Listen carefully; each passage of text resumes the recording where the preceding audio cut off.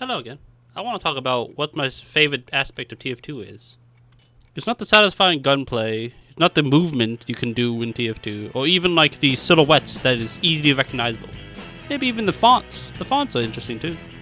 Don't get me wrong. Like, these are actually good points on why TF2 is so fun. Uncle Dane's video is the closest to what I would like to say as my favorite thing in TF2. The chaos of a normal casual match where everyone just does their own thing all the time. In most FPS games you see commonly now, it's the team has maybe like 6 to 5 players. Most definitely at least under 12 in most situations. But that's fine, you know, people like to have their very tight and competitive style games, but I don't like games like that. I want to play for fun. With the lower amount of people on each team, one person's contribution is very impactful. If you mess around or goof off, like, the other teammates on your team will complain that you're throwing or something. Which does make sense, since in those games, it's all hands on deck at all times. But that same virtue, TF2 players can just mess around while also doing the objective on the side. Your death is meaningless in the most non-nihilistic way. How many of you would go for a kill, or like a group of kills, that you know you will die afterwards? Probably a lot, because you know that you can just mess around, go for a reckless thing, and it won't really mess with the overall objective that much.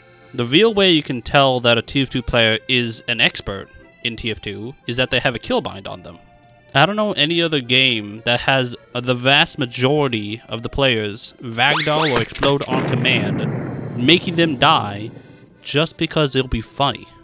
Even the janitor knew about how fun messing around in TF2 is, so they made it so that you can just go 100 players in one server.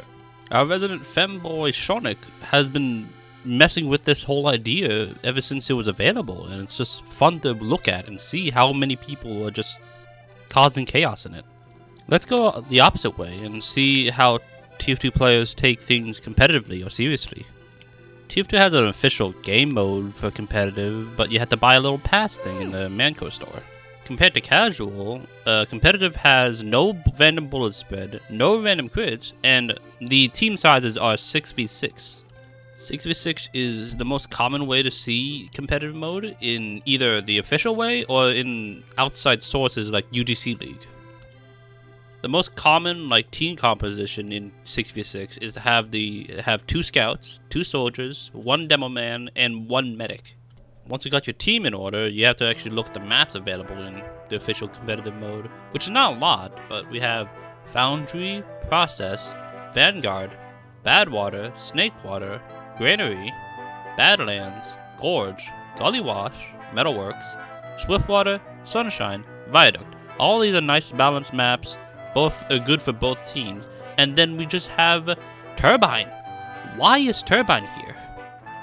Extremely strange choice, but it's not like most people that want to play competitive play the official competitive on TF2. The second most popular competitive mode team size thing is Highlander, where you have 1 class of each, so it's a total of 9v9. An interesting mix between Highlander and 6v6 is called Prolander, where you have 7 people per team, and there's only 1 class per team. You can't have copies.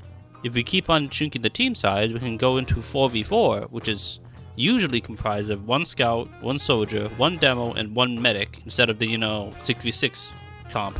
The last competitive mode format thing I know of is the ulti duo, where you have 1 soldier, 1 medic versus 1 soldier, 1 medic. Additionally, in competitive mode outside of the official one, they have whitelisted items, so they don't allow certain items in certain game modes. Some of the banned items that they have is interesting. I don't know why would they do that, but hey, I'm not the one that's trying to manage and balance competitive.